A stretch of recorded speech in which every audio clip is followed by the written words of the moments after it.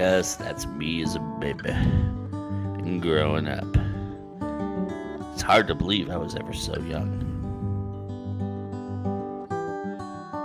It's hard to think that I was anything but a writer.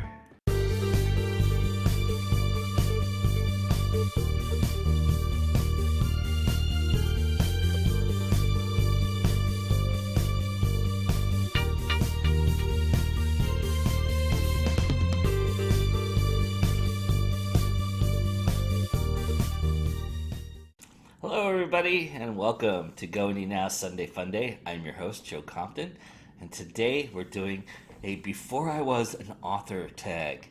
That is the tag game that we're creating for this Sunday, and it's going to give us a little insight into who you were before you were this famous writer. That's right. And so you'll have all the questions ahead of time. Do think about them a little bit, take a look at them, and you should be able to jog your memory enough to answer a lot of these questions, hopefully.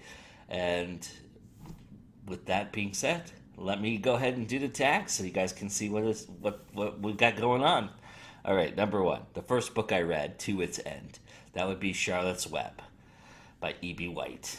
I was probably all of 8 or 9, just really embracing learning to read, and I just felt like this was a story that I really just kind of gravitated towards when I was younger, and I reread it probably about 4 or 5 years ago, and I think it holds up. That's pretty cool. But that is certainly the story that I have cherished, and it was the first one that I read cover to cover. So I was really excited about that. I felt like, all right, this is a great start to my reading career. Little did I know that life would hand me some different paths, and reading became a little bit more of a chore over time. But certainly it was a good start. Number 2, first book I reread. That would be Of Mice and Men. I read it for a class, and I really felt like during the class, a lot of people didn't get the book the way that I thought I got it. So I spent summers reading sometimes because I was hanging out with my grandmother in her trailer park, and it was kind of a boring thing sometimes. So in terms of killing some time, I always would read something, and so I saw she had Of Mice and Men, and I picked it up and reread it that summer. And I maintain that I'm pretty right about what the story is really about, and who the people are. And I mean, it's not that hard. It's not an interpretive novel at all.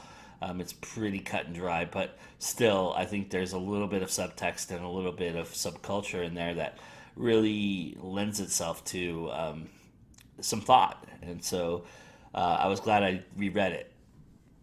Number 3, the first series I invested my life in, and that would be Dune. My dad was really into Dune, so of course naturally I wanted to be really into Dune. So I actually read Dune, and then I went to Children of Dune and kind of skipped around the Dune series, but I eventually read most of them. And it was a little bit over my head at the time, and I think I was, starting to grow into adolescence and do a little bit more like playing and playing outside and hanging out with my friends and stuff like that during that time. So it really didn't capture my attention like I really think it should have. But it's nonetheless, I read Dune pretty quickly, and then Children of Dune, which arguably to most is kind of the redheaded stepchild of the series. But I think that was my favorite actually of the series. But those are the that's definitely the series that I invested in early on, and put all my eggs in that basket. Number 4, first book I bought with my own money. that would be Shattered by Dean Koontz. I remember being so excited.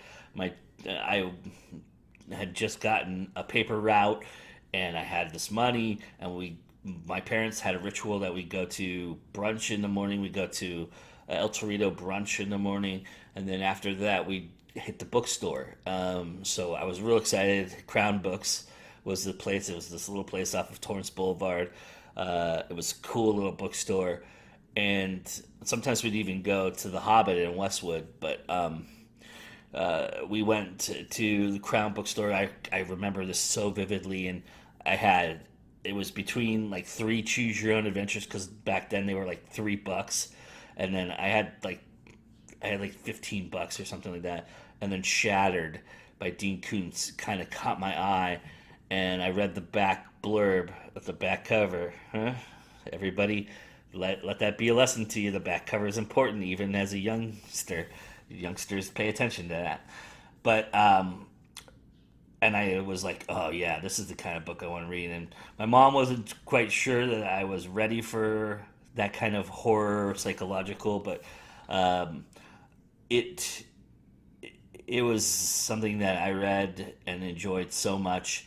I picked up Vision. I think there's some another book, something Eyes. I can't remember off the top of my head, but I picked up like three or four other Dean Koontz books and remembering being so disappointed by those and going, this is not like Shattered. And then from there, I actually discovered Edgar Allan Poe and read all his stories. And so Shattered actually brought me into the dark um, psychological world of reading. And then in Cold Blood came along during that time.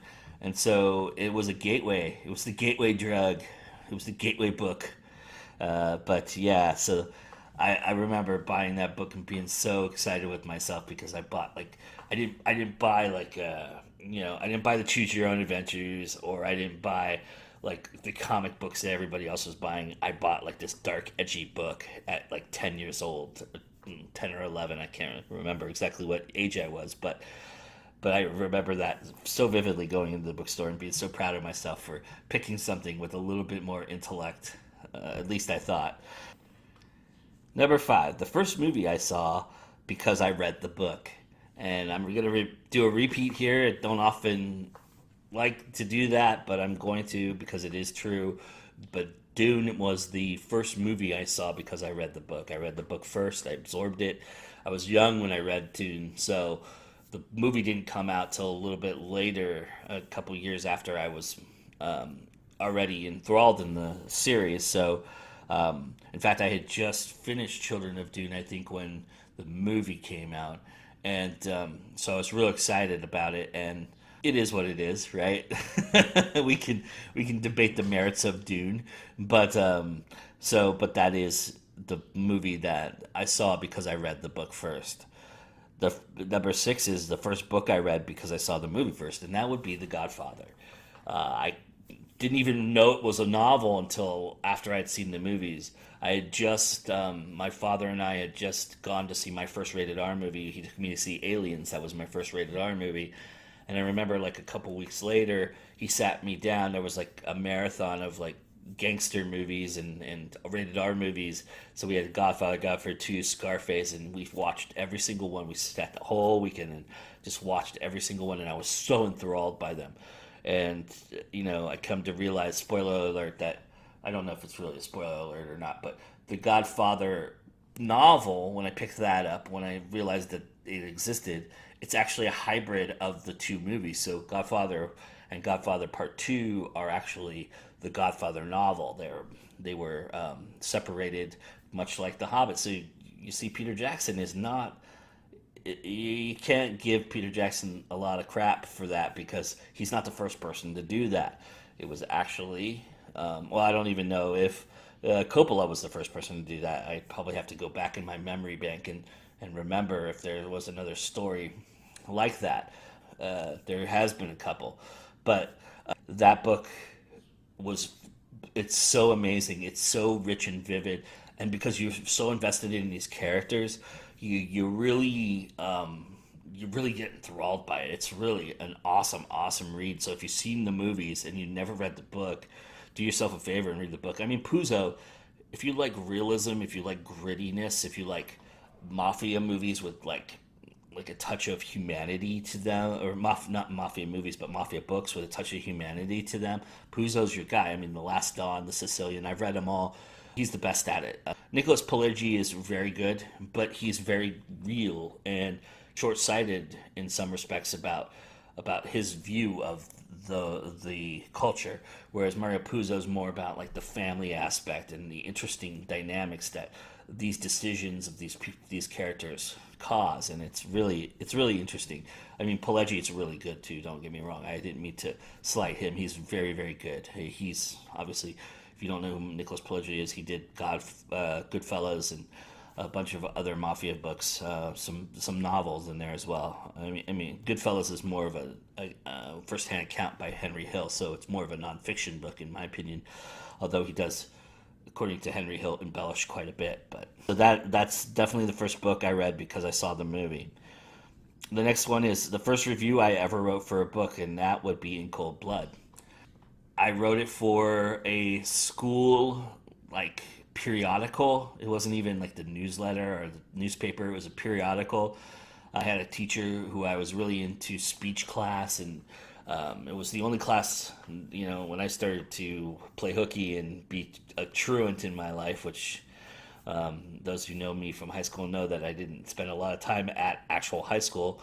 That was the one class I would sneak into and go to, and the teacher was the annual editor and producer, and so they had a periodical that they were trying to start, and she asked me if I would do something in there, and so I said, I just read this awesome book, can I review it? And so I actually, one of my first published things was a review, In Cold Blood. I probably still have it somewhere. I know I have a box full of my first writings, and I know it's in there, so it's buried somewhere, but it's there, and that's the first review I ever wrote. Before there was Amazon, I actually wrote a review. The next one is a classic I read for school but loved. That would be Grapes of Wrath. I didn't expect to like this book at all.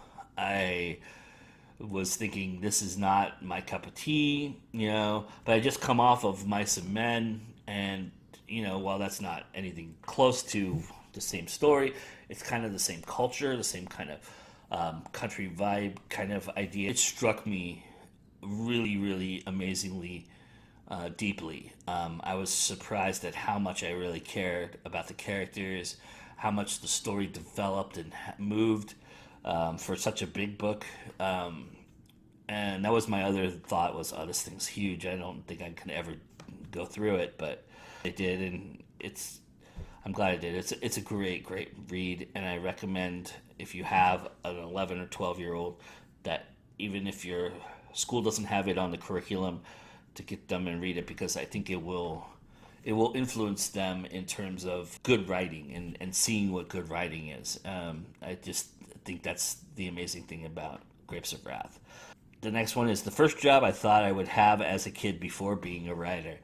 I always told my mom, I don't know, I have no idea why, I don't have a reason, but at 9 or 10, I think it was because I saw this movie or TV show, and the guy was rich, and it was a dentist, and I was like, I'm gonna be a dentist.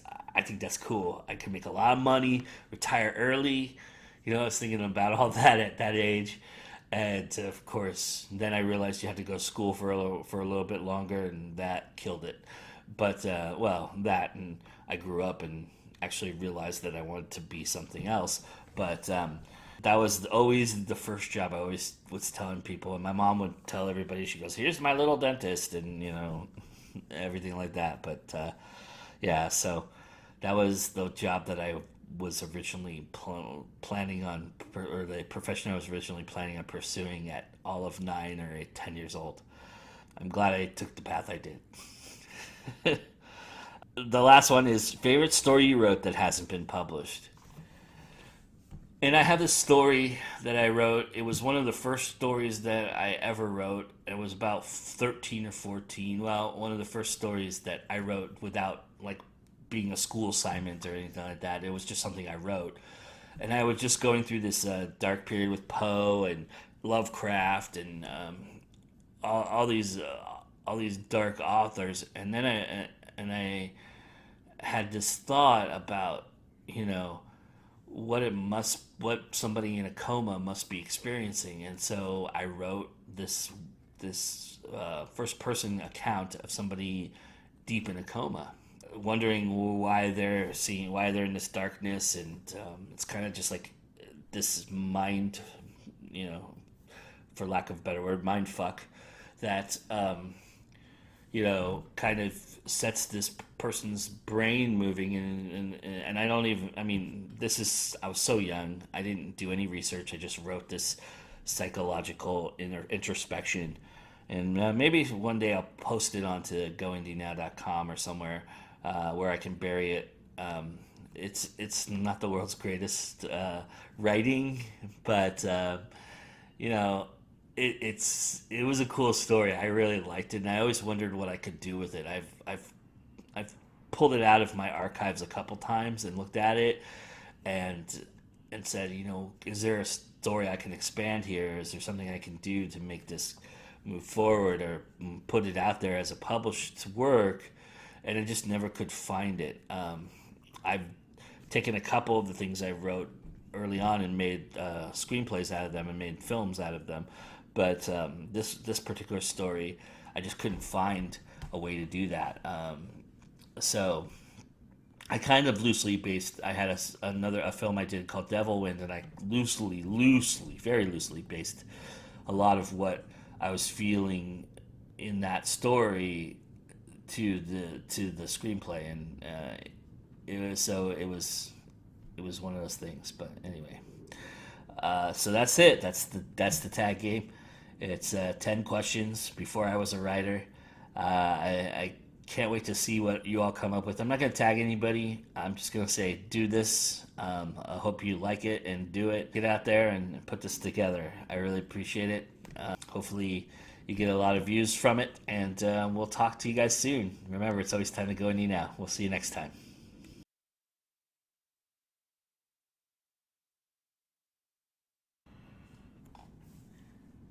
Hello, everybody. Well, there you have it. Another Sunday Fun Day tag. I hope you enjoyed this one. I hope you do consider giving it a try and putting it out there.